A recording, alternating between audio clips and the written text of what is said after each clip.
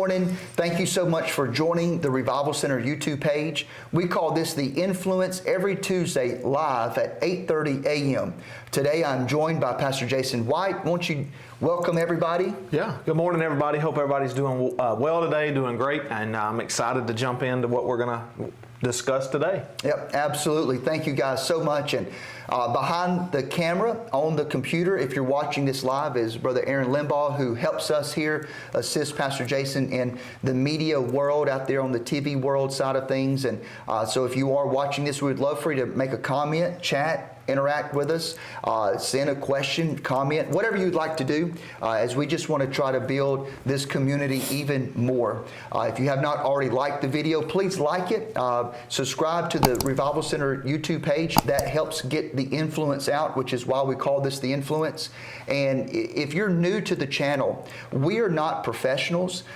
We are not trying to be professionals. We are not professional influencers. In fact, we don't even monetize anything on this channel. So everything that is done on this channel is free, meaning the church doesn't receive any kind of funds from it or whatever. And we're not trying to be professionals. We're not trying to be anything like that. We simply pastor a church. We have a camera. We have access to media. So we're going to put our voice out there because the Lord knows everybody else is putting their voice out there. Yes. And so why not throw our name in the bucket of this billion searched engine called YouTube. So anyways, thank you guys so much. So today we're going to start a brand new series. I think we're going to call it, What Would Jesus Do? If you remember many, many years ago, probably 25, 30 years ago, in the late 90s, early 2000s, you had WWJD bracelets that people would wear. What would Jesus do? And the concept behind that was when you're living your life and you come to a situation, a decision that you have to make, ask yourself, what would Jesus do in this situation? And so I'm going to reach back into the time, and I'll bring that idea into 2025. If you're watching this by archive, it's 2025, and we're about 3 weeks, maybe 4 weeks after the assassination of Charlie Kirk, and we're just going to talk about that. I know Pastor Jason spoke on that a little bit last Tuesday, and we're just going to continue that conversation, but in a different framework of what would Jesus do, not just with the Charlie Kirk situation, but in general. If you come back next Tuesday and you watch part 2, part 3 of this series. And we hope you do. Yep, absolutely. What we're going to do is we're going to bring out all of the teachings of Jesus in the Gospels, and then we're going to radically challenge ourselves to live according to the commands of Christ that He told us to live by in a radical way. And really challenge ourselves in that and go deep in that thought process here on this particular series. So with that being said, let's talk about it. Let's talk about the Charlie Kirk situation. So what has transpired now over the last 4 weeks or so is that you have people who have thrown in, obviously the political divide, people cheering for his murder. You have the other side that is mourning his death along with his wife and his children, things that he stood for. But you also have a lot of conspiracy theories out there now that I'm not going to get into, but it has certainly muddied the waters out there across the spectrum of what has taken place. And it has truly been a weird moment that you would think would be cut and dry. Someone was killed, murdered, for political reasons, for his stance with his Christianity, whatever he was killed. You would think everybody would come along and say that's bad. But no, that is not what has happened. It has divided us even further along those lines. And So we're living in a crazy season right now. Yeah, I mean, I've never seen anything like it. I mean, 44 years old. I know you're 45. We're in the same age, grew up the same era. You know, and we've been through times where we've seen crazy things in politics. We've seen assassinations and things like that in the past. We've seen public figures be assassinated in American history and things like that.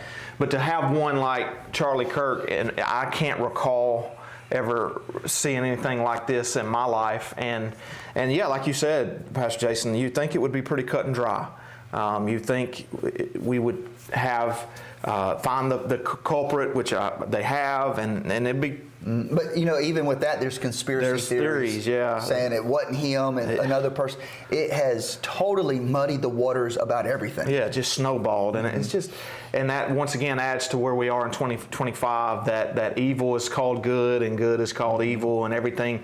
It's hard to find black and white anymore when really there's black and white all over the place. It's the Word of God. It's life and death, and it's just crazy that the world we live in is so fuzzy with things, and so that's why we're here. We're here to kind of help you and help ourselves. Help ourselves. That's right, the church, because we're going to stay on the straight and narrow, and we believe that there is a black and white and a right and wrong and a good and evil, and not to muddy the waters.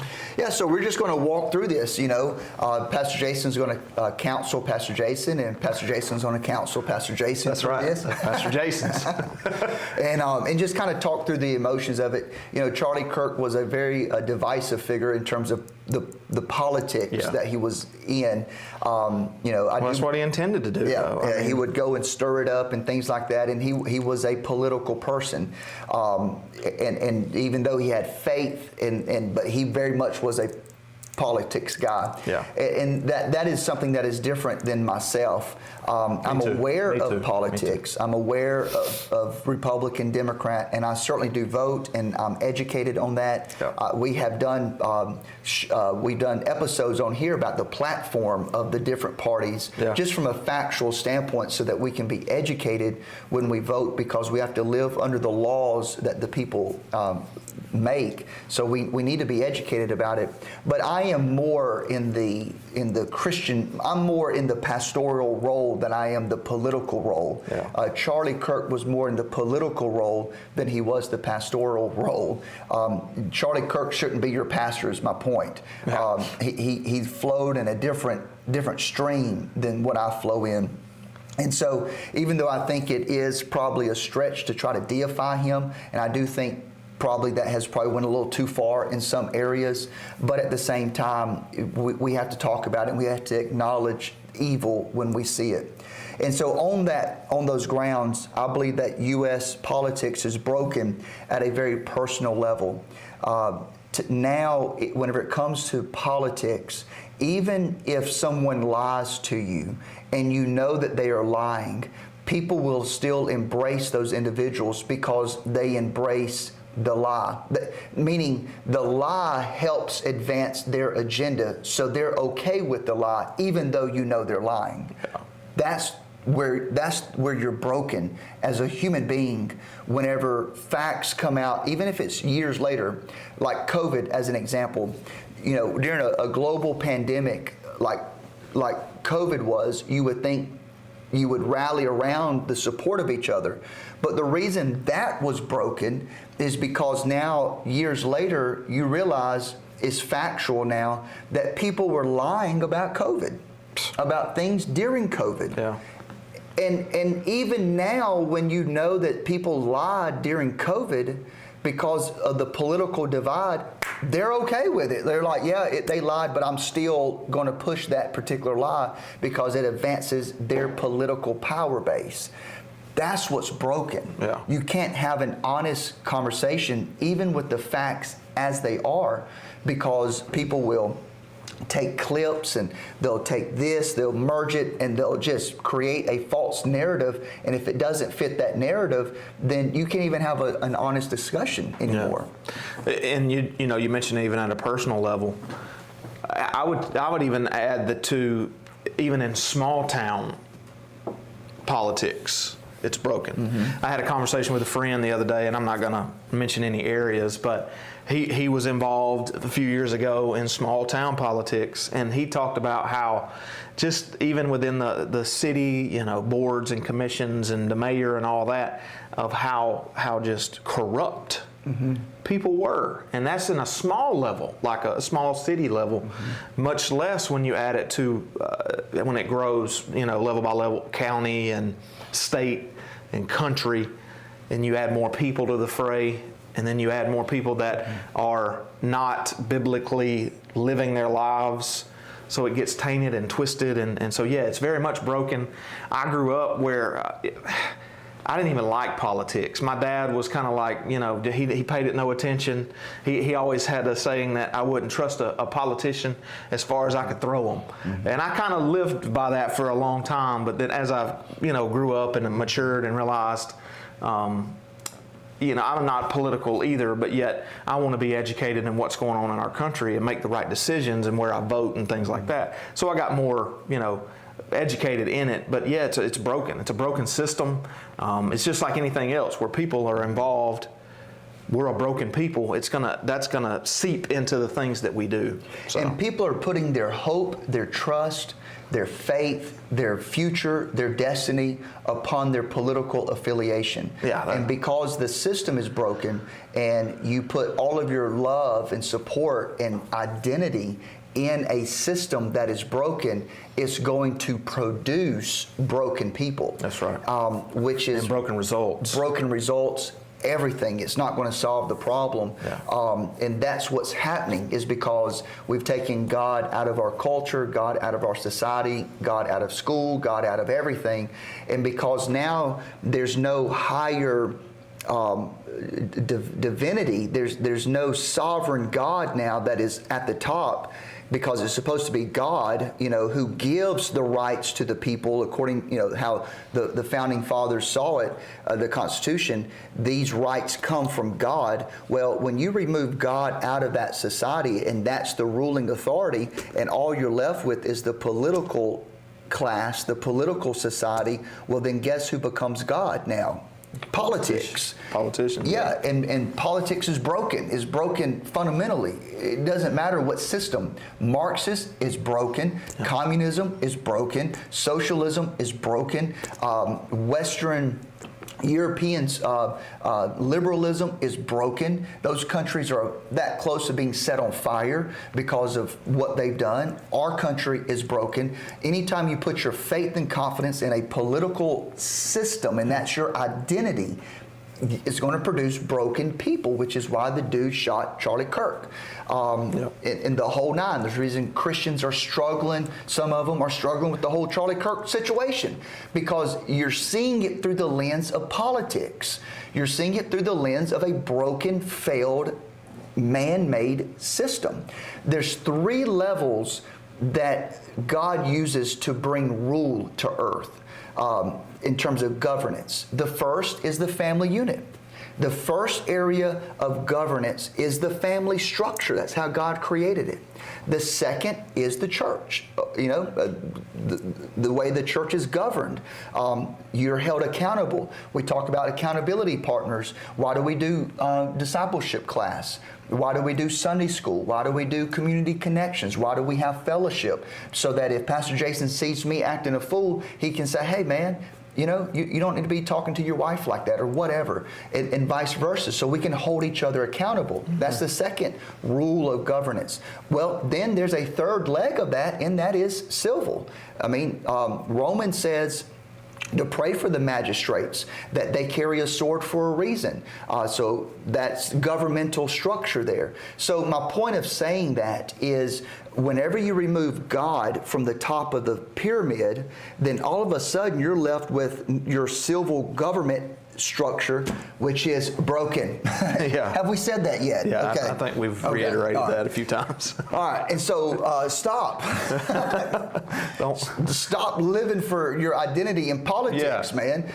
Vote, be aware, be engaged, whatever. But man, let's live for Jesus Christ. Let's have our identity in Him and who He is. That's right. Not in who the political nature. And if you catch one of them lying, then call them out and say you're lying and don't defend it. Yep. That would help tremendously. But America in general, I can't say we've ever been more. I can't say that this season that we're in is the most divided we've been, because we are sitting in a country that literally fought a civil war. Yeah. Most divided we've lived in. Yeah. But yes, you're right. I mean, the Civil War, North versus South, completely 700,000 people were killed. died. Yeah. Right here on our own soil. Yeah. So I mean that, so this isn't uncharted territory. And that was a political issue. It was, yeah. So there you go. Yeah. Once again, proving that it's a broken political system. Yeah. No matter what the parties are, Democrat, Republican, Independent, Libertarian, whatever, it's messed up. Yeah, it is. And then obviously I wasn't around during the 60s and 70s, but I can read, and so I know about the John F. K. Assassination. His brother was killed. Martin Luther King Jr. was murdered. Malcolm X was murdered by other Islamic fundamentalists. So he was assassinated. You had people shot at Gerald Ford. Ronald Reagan was shot. Governor Wallace of Alabama was shot. I mean, there was a lot of assassinations and attempts, shootings that took place in that time period. Mm-hmm. So this is not new. That's right. Yeah. So it's not new. These things happen. But what I believe also, one of the different aspects of what we're living in right now with the Charlie Kirk era is this right here. The phone, social media. I believe that what social media has done, TikTok, Facebook, YouTube, is that there was already the divide, as we just outlined, civil war, assassination attempts in the 60s and 70s and 80s. And even before then. Yeah, even before in then. 1900s. That's right. You had some assassanated. You was did. it Rutherford Hayes, That's I right. believe, was Yeah. assassinated? Yeah. So yeah, Abraham Lincoln. Of course, yeah, Lincoln right after the Civil War. Yeah. So these things have happened, but the difference now that we're having to manage. So I'm trying to show you that the flame, if this was a fire, the flame has always been there. But what social media did is take gasoline and pour it on the fire that was always there, and just put fuel to it. Yeah. And it just it spreads everywhere. So now people who would never be exposed to certain radical elements or have their blood pressure rise to certain news stories or whatever, now your veins are being pumped this negativity, not once a night on the nightly news on CBS, but every single second that you open up that phone, you're taking in garbage from this broken world, broken system that we're in, and it's just filling your spirit, your soul, your mind, your energy. You're listening to the back and forth, you're listening to the debates, you're picking sides. And so guess what we want to do now? And we have all of 1,000 followers. So we now think we have a megaphone, and so we're going to go and begin to blast people on Facebook, TikTok, and we got to put our 2 cents in because everybody else is doing it. And I have filled my ears with all of this knowledge that I now feel like I need to share with the world of my 1,000 followers on Facebook. And what that does on the local church level is every pastor out there in Slapout, Alabama, there's a Slapout, Alabama. Everybody out there who has 50 members in a country church someplace that can't even get Wi-Fi is having to deal with it. Yep. It's crazy. And it's 100% right. It's these right here. And half the stuff that you read ain't even real. It's fake. You don't know. Like you said earlier, it's taken from one video and merged with another. It's taken way out of context.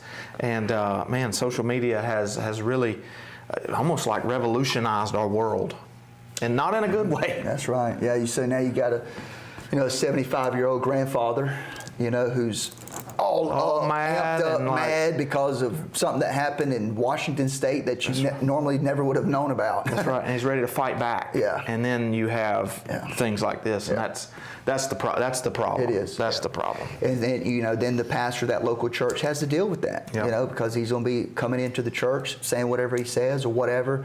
And it's just, it develops this culture that's not healthy because everybody's identity is in that instead of Jesus Christ. So, or the violent outbursts. I mean, just this past Sunday, I know it was a Church of Latter-day Saints, but another church as a whole was attacked. Yeah.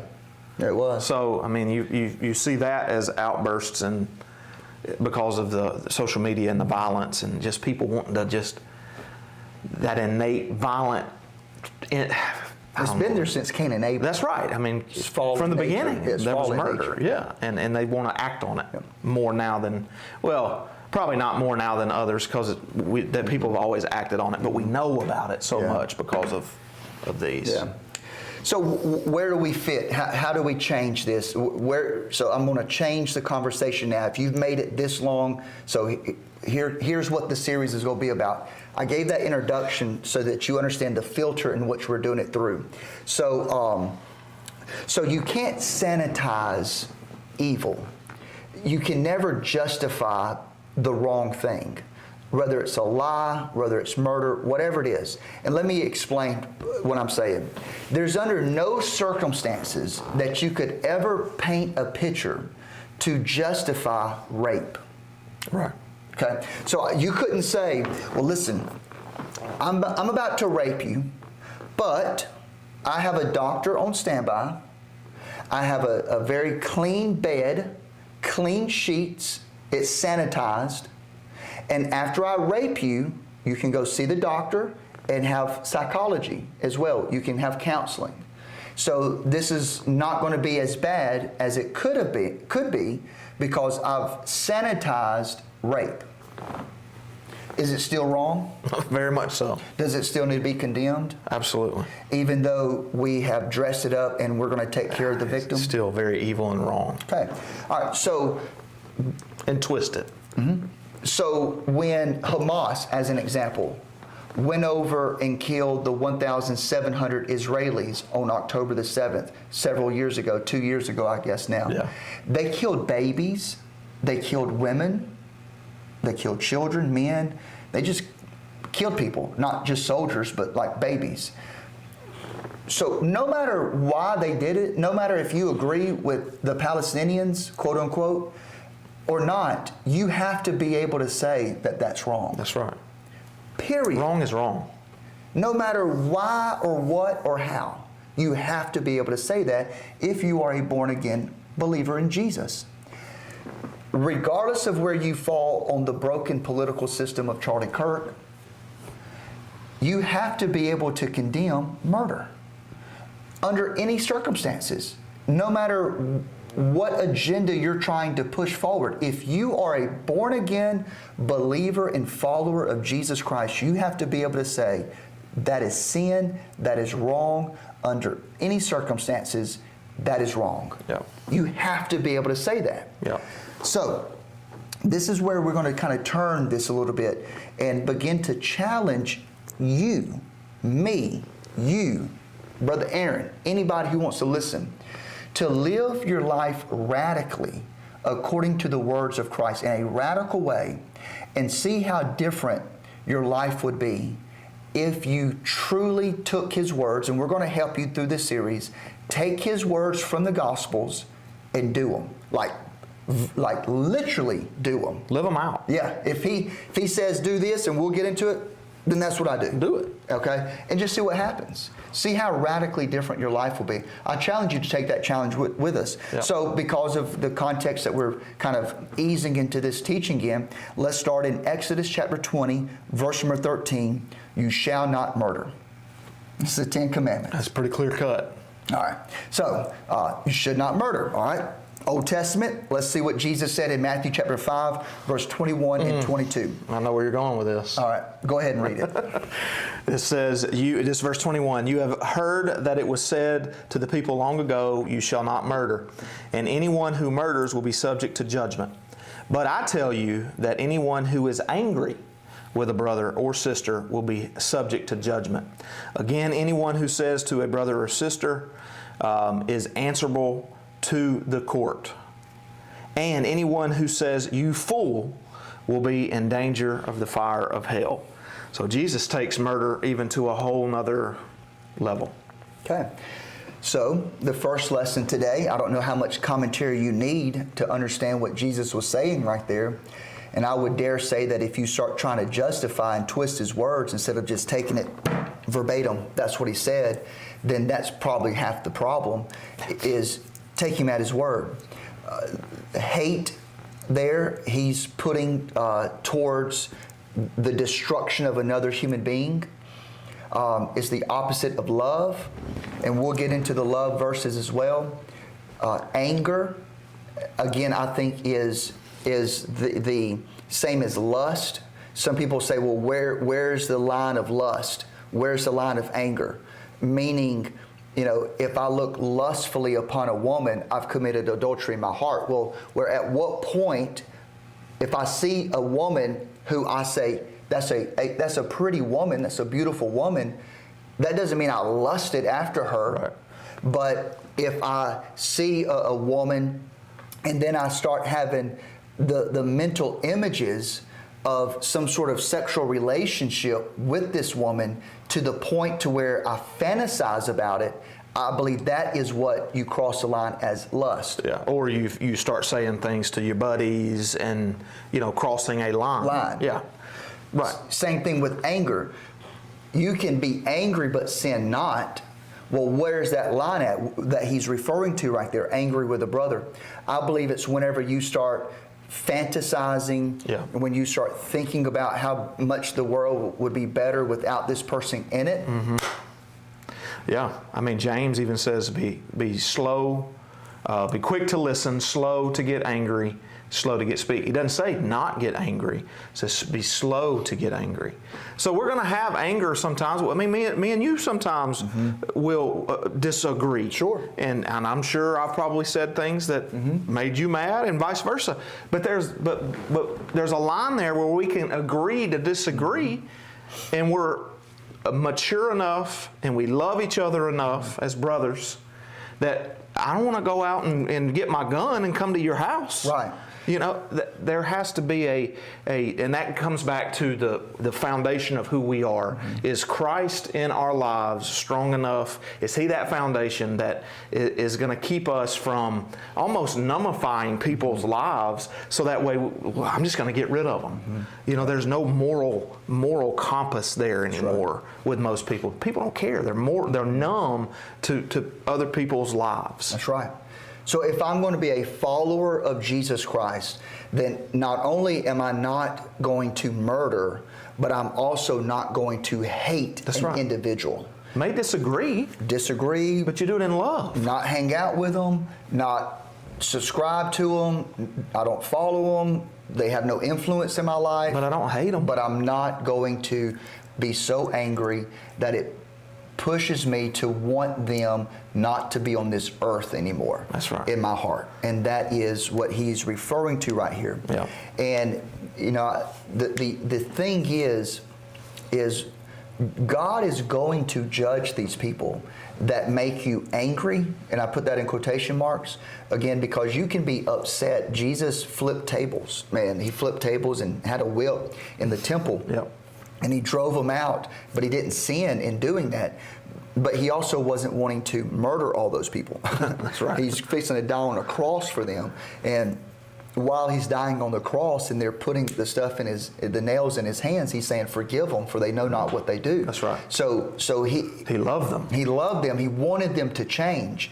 And so anybody that's on the other side of the political narrative, or someone that is even what would be considered on my side, on the political side, that I may agree or disagree with, whoever, whatever it is, we have to get back to the humanity aspect of things to recognize that I am commanded not to hate you. I am commanded not to have anger in my heart whereby I don't want you on this earth anymore. That's right. And I have to function and live in that dynamic. But you can't do that apart from Jesus Christ. Yep. Because the only way you're able to do that is through a born-again experience and with a heart and a spirit that has been regenerated. Yep.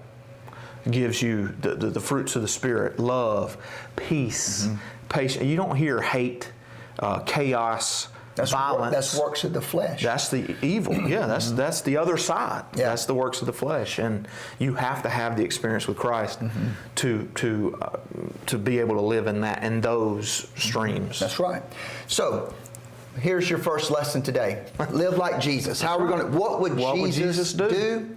He's not going to hate somebody to the point of wanting to shoot them in the neck, nor is he going to hate a person to the point that he's going to kill the babies of another group of people because of the political differences and divide that they have and that they share. Yeah. He's not going to do that, nor is he going to celebrate when that happens. That's right. It's going to break his heart.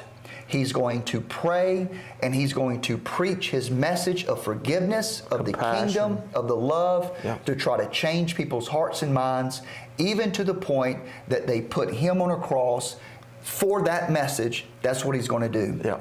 And that is what the church has to respond in this manner.